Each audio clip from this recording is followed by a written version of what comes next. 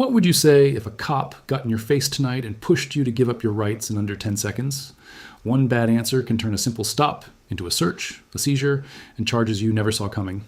The scary part is, this happens to people like you every day because nobody taught you the exact words to use. Hit subscribe right now because what I'm about to show you could save your freedom on the worst night of your life. And like this video now, because you will not remember this under stress unless you hear it today. In the next few minutes, you're going to learn 6 exact responses you can actually say out loud when an officer gets pushy. You'll learn how to stop yourself from talking too much, how to refuse a search without sounding aggressive, how to ask the one question that exposes whether you're still being held, and how to protect your phone before your whole life ends up in someone else. As hands. Most people have no idea how fast a normal stop can turn into a fishing trip. I've analyzed over 200 body cam videos, and the pattern is always the same. The officer starts casual. You answer one extra question. Then the stop gets bigger, longer, and more dangerous for you. Now let's make this personal for you. You get pulled over. Your heart starts pounding. The lights are flashing. The officer walks up slow and calm, but your brain is racing. Then come the little questions. Where are you coming from? Where are you going? Why are you nervous? Do you mind if I take a look? Here. S the reality. Most drivers think being extra nice means answering everything. They think talking more makes them look innocent. It usually does the opposite. It gives the officer more words to twist, more reasons to delay, and more chances to ask for consent. This comes straight from Supreme Court rulings. A traffic stop is supposed to have a mission. Check the license, handle the violation, end the stop. But when you talk your way into extra suspicion, you help stretch that mission yourself. The first line you need is simple, calm, and clean. You look at the officer and say this: "Officer, why am I being stopped?" Word for word. Memorize that line. You're not arguing. You're not refusing. You're making the officer say the reason out loud. That matters because the reason sets the limits of the stop. If the officer says you were speeding, then the stop is about speeding. If the officer says your tag light is out, then the stop is about that tag light. It is much harder for a stop to turn into a random investigation when the reason is already on the record in front of you. Bad way. Most drivers say, "Did I do something wrong?" Then they start rambling, apologizing, and volunteering details the officer never asked for. Good way. Smart drivers say, "Officer, why am I being stopped?" Then the officer has to name a reason before you hand over your peace of mind. Here's why this works for you. It slows the whole moment down. It also helps you stay focused. You are not there to tell your life story. You are there to handle the stop and get home. Defense attorneys use this exact line in court because it helps show what the stop was really about from the first seconds. Let me show you exactly why that matters. In Rodriguez v. United States, the court said, police cannot drag out a traffic stop for stuff that has nothing to do with the reason for the stop, unless they have new legal grounds. Plain English. If the stop is about a broken light, they do not get endless extra time just to go fishing. When you ask why you were stopped, you push the encounter back toward that original lane. Watch what happens when you do not use this line. You answer a random question. The officer asks another, then another. Pretty soon, you are talking about where you work, who you were with, why you look tired, why your backpack is in the back seat, hunches, and whether you have ever been arrested. None of that helps you. But when you start with, "Officer, why am I being stopped?" you put a boundary on the conversation from the start. Have you ever been asked a question that had nothing to do with why you got pulled over? Drop a comment below. The second line protects you from the trap almost everybody falls into. After you hand over what you legally need to hand over, you say this: "Here are my license, registration, and proof of insurance. I choose to remain silent." That is short. That is calm. That is powerful. You are still complying. You are still being respectful. But you are cutting off the part where your own mouth becomes the evidence. Here's the reality. Officers are trained to use small talk as a tool. They may sound friendly. They may sound relaxed. But the questions are often designed to get you talking long enough to reveal nervousness, inconsistency, or something that sounds suspicious out of context. Where are you headed tonight? Have you had anything to drink? Is there anything in the car I should know about?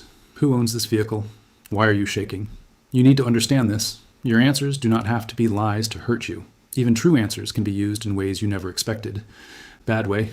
Most drivers say, "I'm just coming from my friend's house and I only had one drink and that bag isn't mine." Then the officer hears nervous talking and starts digging harder. Good way. Smart drivers say, "Here are my license, registration, and proof of insurance. I choose to remain silent." Then the fishing trip loses fuel. This is 100% legal. You still provide your documents. You still follow lawful orders. But you do not have to help build a case against yourself with extra words. Berkmer v. McCarty matters here. Plain English. The court recognized that roadside questioning can produce statements that get used against you later. That means your words matter a lot more than you think. If you are lawfully detained, you may have to identify yourself depending on your state and the situation. That is why you hand over your documents.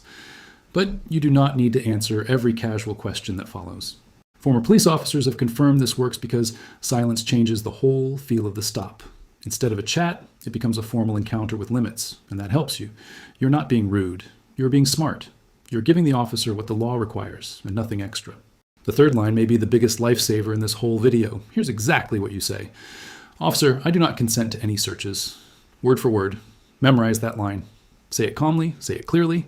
If they ask to look in your trunk, your bag, your glove box, or your car, that is your answer. Not maybe, not why, not what for, just that line. Here's the trick they don't want you knowing. A lot of searches happen because drivers say yes when they did not have to. The officer makes it sound harmless. You don't mind if I take a quick look, right? If you have nothing to hide, you should be fine with it. That sounds casual, but the legal effect is huge. If you consent, you can destroy your best defense before a lawyer ever gets involved. Schneckloth versus Bustamonte is the big case here. Plain English. If you voluntarily say yes, the search can be lawful even if the officer had no warrant. So your job is simple. Do not give the yes. Bad way. Most drivers say, sure, go ahead, I've got nothing to hide. Then the officer is in your car, opening containers and maybe finding something you forgot was even there. Good way. Smart drivers say, officer, I do not consent to any searches. Then the officer has to rely on actual legal grounds instead of your permission. Legal experts agree this is your strongest protection during a pushy stop. And let me show you exactly why. Even if the officer searches anyway, your refusal still matters. It shows you never agreed. It preserves the issue for your defense later. It keeps the record clean. This is 100% legal. You are not resisting. You're not pulling away. You're simply refusing consent. Watch what happens when you stay calm and repeat the same line. The officer often moves on or starts looking for another angle. That is exactly why your wording has to be short and steady. Most people already clicked away. If you're still here, you're in the top 10%. Drop a comment saying, I'm still here. The fourth line is what you use when the stop feels over, but the officer keeps trying to hold you there. You say this. Am I being detained, or am I free to leave? Those exact words. Not with attitude, not with a smirk. Calm voice, straight face. You ask it after the ticket or warning seems done, after your documents come back, or after the officer starts drifting into unrelated questions.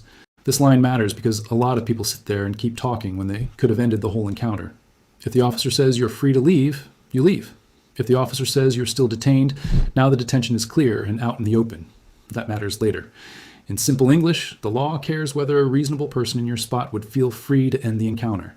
That idea shows up in cases like Florida versus Bostic. And it matters because police cannot hide indefinite detention inside a fake friendly chat. Once the traffic mission is done, they need new legal grounds to keep you there. Bad way. Most drivers say, I guess I'll just wait here and keep answering questions. Then the stop drags on until a dog, a second officer, or a search request appears. Good way. Smart drivers say, am I being detained or am I free to leave? Then the officer has to choose and show the legal basis for keeping you. Listen closely because this is critical. Do not ask this line in the first 5 seconds of a normal stop. Use it when the stop should be ending and the officer is still trying to stretch it. Timing matters for you. The fifth line is for the moment an officer orders you out of the car. A lot of drivers think they can argue that order. That is usually a mistake. Your better line is this. I will step out, but I do not consent to any searches. That sentence does two jobs for you at once. First, it shows compliance with the order. Second, it keeps your refusal to search on the record. Pennsylvania v. Mimms is the key case here, plain English. During a lawful traffic stop, an officer can generally order the driver out of the car. So if you try to fight that order on the side of the road, you can make things worse for yourself fast. But stepping out does not mean you agreed to a search. Those are different things. That is why your wording matters so much. Bad way. Most drivers say, no, I'm not getting out, or fine, but you can search, I don't care. Then the stop turns into a confrontation or a consent search. Good way. Smart drivers say, I will step out, but I do not consent to any searches. Then you comply without giving away your rights. Former police officers have confirmed this works because it lowers tension while protecting your position. You're not challenging the officer's authority in that moment. You're separating one lawful order from a totally different question. That is exactly what smart drivers do. Your goal is not to win an argument on the roadside. Your goal is to get through the encounter safely without volunteering new legal problems. The sixth line is the one people forget until it is too late. If the officer starts asking about your phone, you say this. I do not consent to unlocking or handing over my phone without a warrant. Keep it simple. Keep it clean. If they ask for your passcode, same answer. If they ask you to use your face or thumb, same answer. And if they grab the phone anyway, do not physically resist. You verbally refuse and let your lawyer handle the rest later. Riley v. California is the big one here. Plain English. Your phone is not just another object in your pocket. It holds your messages, photos, searches, apps, locations, and most of your life. The Supreme Court said police generally need a warrant to search that kind of digital information. That is huge for you. If you hand it over or unlock it yourself, you may be giving away far more than you understand in that moment. Bad way. Most drivers say, there's nothing in there, so sure, and hand over the phone. Then private data becomes evidence, leverage, or embarrassment. Good way. Smart drivers say, I do not consent to unlocking or handing over my phone without a warrant.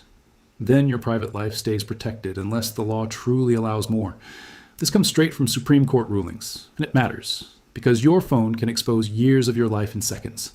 You would never hand a stranger your whole digital history. Do not hand it over just because the request sounds casual. So let's tie this together for you with the simple legal backbone. Rodriguez v. United States means a traffic stop cannot be stretched beyond its mission without new legal grounds. That is why asking why you were stopped and asking whether you are free to leave both matter. They force the stop back to its real purpose. Pennsylvania v. Mimms means an officer can usually order you out of the car during a lawful stop. That is why your smartest move is compliance plus clear refusal of search consent. Riley v. California means your phone gets stronger protection because it holds so much of your personal life. That is why you never unlock it just because someone asks. And Schneckloth v. Bustamonte reminds you of the big danger in all of this. Consent changes everything. Plain English. If you say yes, you can wipe out protections you still had 1 second earlier. That is why these short lines work so well. They keep you calm, respectful, and legally clean. Now picture the whole stop with you in it. You get pulled over for a lane change. The officer walks up and asks where you are coming from. The wrong way starts fast. You say you're coming from a friend's place. Then you start explaining why you're nervous. Then you admit you in a hurry. The officer asks if there is anything illegal in the car. You laugh and say, no, go ahead and check if you want. Now your car is open. Then the officer sees your phone and says, unlock that for me. You hesitate, but you do it because you think cooperating will end it. Instead, your night gets longer, uglier, and far more expensive.